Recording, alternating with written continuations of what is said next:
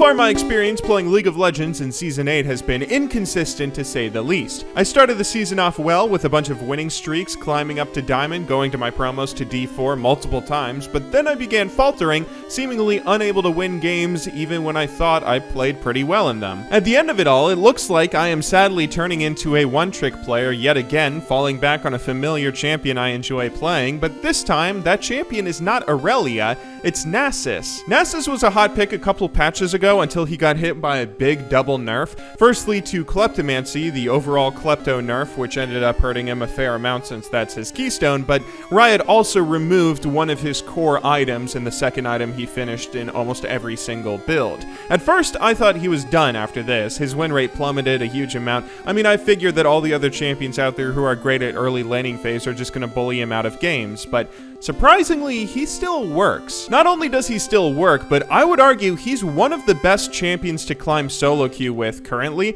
The weaknesses that he has will keep him from competitive play and maybe the super high tiers of Challenger and Master, but for everyone else, he has so many strengths that he actually outclasses enough champions in-game that he's one of the best champions for solo queue players out there. So let's talk about what makes him so good.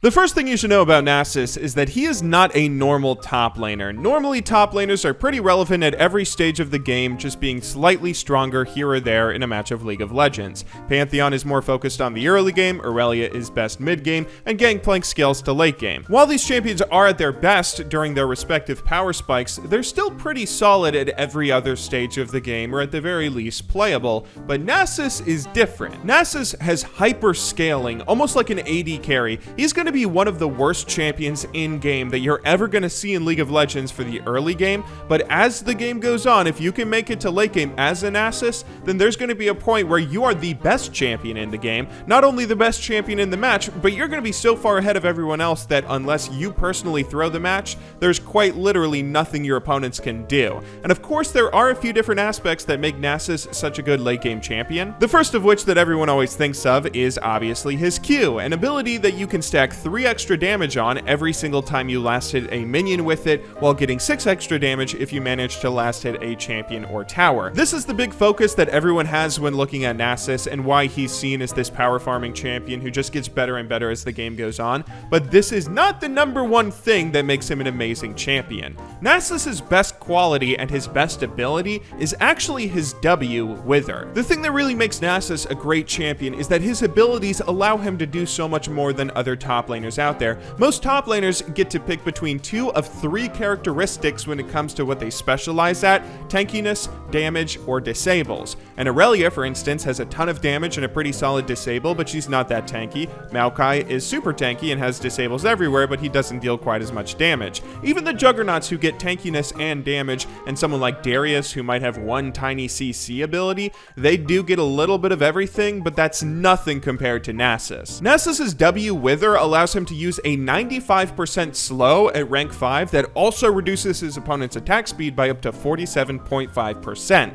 Now, for most slows in League of Legends, if you get hit with a powerful slow like this, it kind of has diminishing returns, where as the ability comes to an end, you slowly get your movement speed back and you can run away before your opponent ends up chasing up and following it up with more abilities.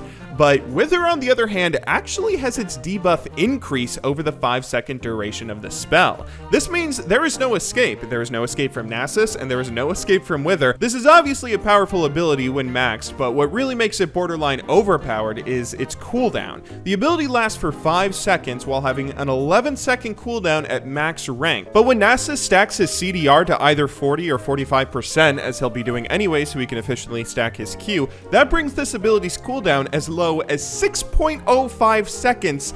At this point, you have infinite withers. There's actually no escape. This isn't a skill shot that needs to be landed. There's no way to dodge this ability. Your only option is cleanse, and if you don't have cleanse, then Nasus will be able to infinitely slow you with one of the strongest slows in the game, all while cutting your attack speed in half. This is what makes Nasus unique, his ability to significantly deal damage, be significantly tanky, but all while having a disable that is one of the best disables in the game that he can reliably use over and over again. There is no other champion like that top lane, and really no other champion like that in League of Legends. So how is all of this balanced? Well, this is balanced by him having the worst early game of any top laner in all of League. When Nasus is at level 1, he deals no damage, he has no tankiness, and he's handicapped by not having any mobility to allow him to escape when an enemy engages or if he gets ganked by the jungler. If you play Nasus yourself, you'll probably have plenty of games where your opponents take advantage of this. Early games will be tough, you'll constantly be getting dove, zoned from early CS, and you will likely lose every laning phase that you play if you pick this champion,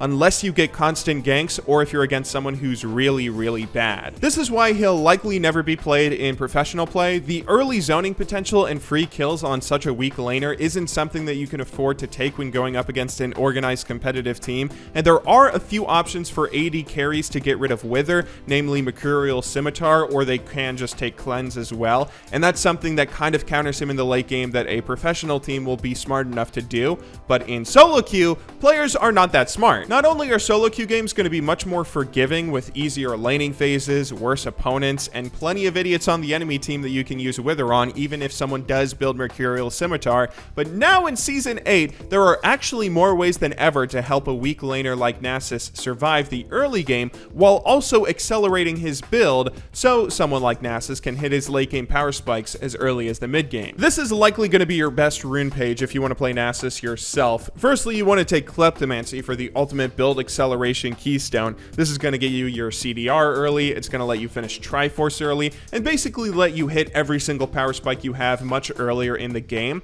The easiest way to proc Kleptomancy with Nasus is his Q, so look to use Q autos on your opponents in the early game since they likely won't be able to punish you too hard for it, and it's kind of okay to not be stacking your Q on minions for the first 10 minutes of the match. Your Q has such a long cooldown until you max it that it doesn't really matter much. You're at like an 8-second cooldown compared to a 3-second cooldown when you're later on in the game, so just look to take the extra gold with Kleptomancy instead. For your other runes, you want to take the boots for the free boots, further accelerating your build, the Biscuit Delivery System to help survive and sustain in laning phase, as well as Celestial Body, which, unless you think you're going to win the early game, or if you're duoed with a jungler that you know is going to camp your lane, then maybe you can go for the extra 5% CDR rune, but this is actually a really good rune for Nasus. It looks really bad most of the time, and it is really bad on most players, since giving up 10% of your damage for the first 10 minutes of the game is a pretty huge amount for only 100 health, but for someone like Nasus, it's going to help you survive the early game struggles, the early game dives that opponents throw at you, and if you pair it with Dorn Shield, you actually have a pretty ridiculous amount of health early on that makes you a lot more difficult to kill. With this rune setup, Nasus is likely better than he's ever been before in his 7-year history in League of Legends, and is just a nightmare to deal with. If you have not gone up against a Max Wither Nasus with Kleptomancy, just consider yourself lucky. I would honestly suggest you guys pick him up whether you're a top laner looking to main him, or if you just need a new champion to play whenever you're autofilled to top lane, and there's a couple of reasons why. Firstly, because he's obviously great. He's a good champion, he can carry games in solo queue, and that's really what you're looking for, whether you're a main or someone that's autofilled, but he's also easy to pick up and easier to understand than some other champions like Gangplank. Gangplank is a champion that just has this really weird particular play style that doesn't really transfer to other champions, and he can also be kind of hard to pick up himself because he's just so much of an unusual character out there. Nasus has a lot of similar qualities with the scaling and everything that Gangplank has, but the difference is Nasus is not going to be nerfed next patch, so he is definitely worth learning even if you haven't played him at all before today. He's really piqued my interest as a champion because he has this hugely overloaded kit that isn't balanced using traditional methods. Like, the things that keep Nasus balanced are how organized his opponents are and how much map awareness the Nasus player has, and all these factors that aren't really related to the champion himself. Because of all that, I think he honestly might be one of the most valuable champions to learn yourself, since he is better than he's ever been, and really, as long as Kleptomancy's in the game, that likely won't be changing anytime soon. Anyway though, I hope you guys all enjoyed watching today's video. I will see you all again in the next one in a couple of days, but until then, thank you very much for watching, good luck in solo queue, and have a wonderful day.